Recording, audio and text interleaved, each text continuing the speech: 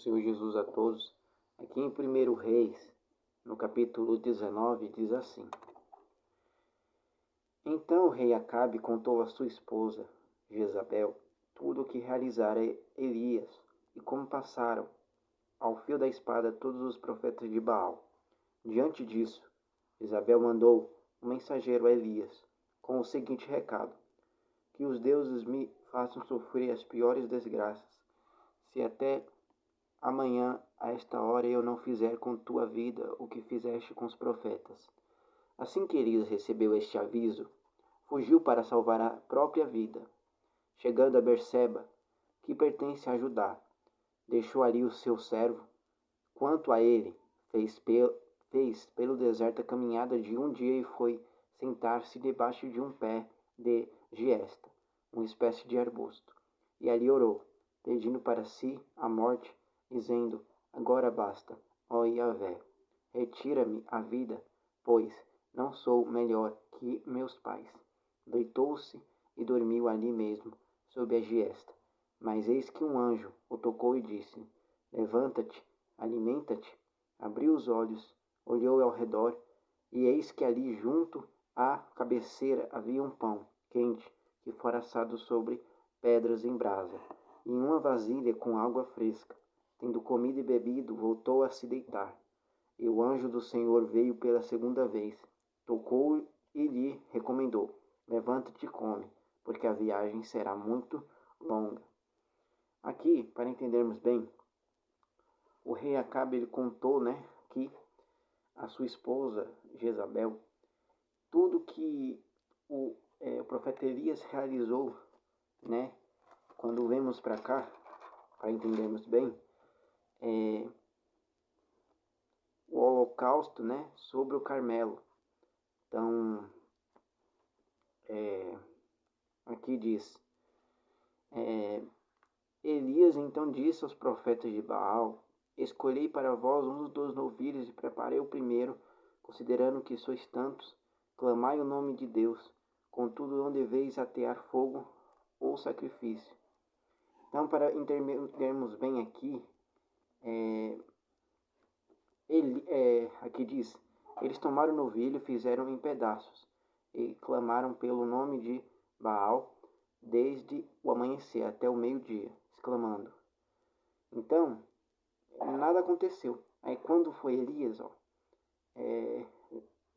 ao meio-dia, Elias começou a zombar deles, exclamando: Gritai mais alto, já que ele é um Deus.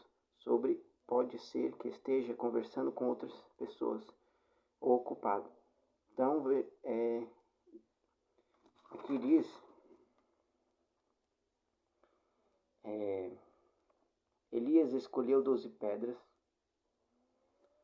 conforme o número das tribos dos filhos de Jacó, sobre as quais havia chegado a palavra de Yahvé, afirmando: Israel será o teu nome.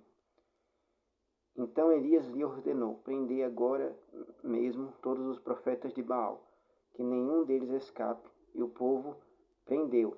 Elias fez descer para próximo do riacho de Quizon, e lá os degolou a todos. Então todos os profetas de Baal foram mortos, Então, diante desses acontecimentos, só Yahvé, o Eterno, é Deus. Só o Senhor é Deus. Só Deus único. Eu sou Deus, certo?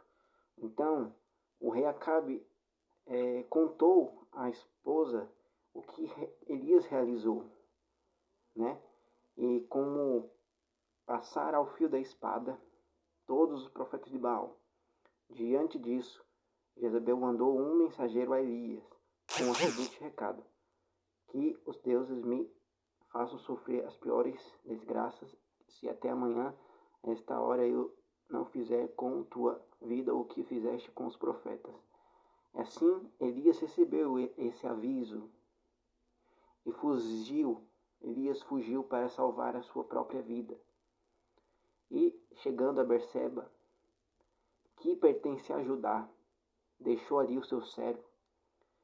E quanto a ele, fez pelo deserto a caminhada de um dia, como diz aqui, caminhada de um dia. foi sentar-se debaixo de um pé de giasta. O que é giasta? Aqui diz, uma espécie de arbusto. Então ele sentou lá, né, para fugir, salvar a própria vida. E ali ele orou. Então, quando quando alguém nos persegue, quando vem algum problema, devemos encontrar refúgio, encontrar segurança em Deus e orar e pedir a proteção de Deus, orar e vigiar. Então, esse exemplo aqui de Elias, ele fugiu para salvar a sua própria vida e debaixo de uma espécie de arbusto, ele orou, ele clamou a Yahvé. Então, ele pediu assim, para si a morte, dizendo, agora basta, ó Yahvé, retira a minha vida, pois não sou melhor que meus pais. Porque eu imagino que ele estava sendo perseguido, né? Perseguido por aquela mulher. Mas ele encontrou refúgio em Deus. E aqui diz no capítulo 5, deitou-se e dormiu. E ali mesmo, sob o pé de arbusto, mas eis um anjo, o anjo do Senhor, tocou Elias, e disse-lhe, levanta-te e alimenta-te. Então o anjo de Deus tocou em Elias, que estava dormindo, e ele falou assim, levanta-te e alimenta-te. E aqui, abriu os olhos, olhou ao redor, e eis ali, junto à cabeceira, um alimento.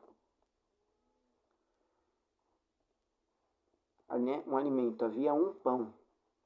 Então, nessas horas, Deus providencia um sustento.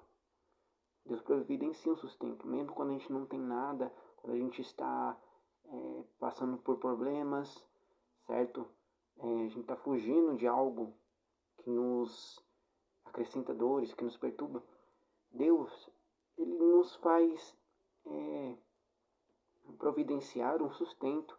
Ele nos sustenta, ele nos fortalece, mesmo quando a gente está fraco. Como Jesus falou, vinde a mim todos que estão cansados e oprimidos, eu vos aliviarei, certo?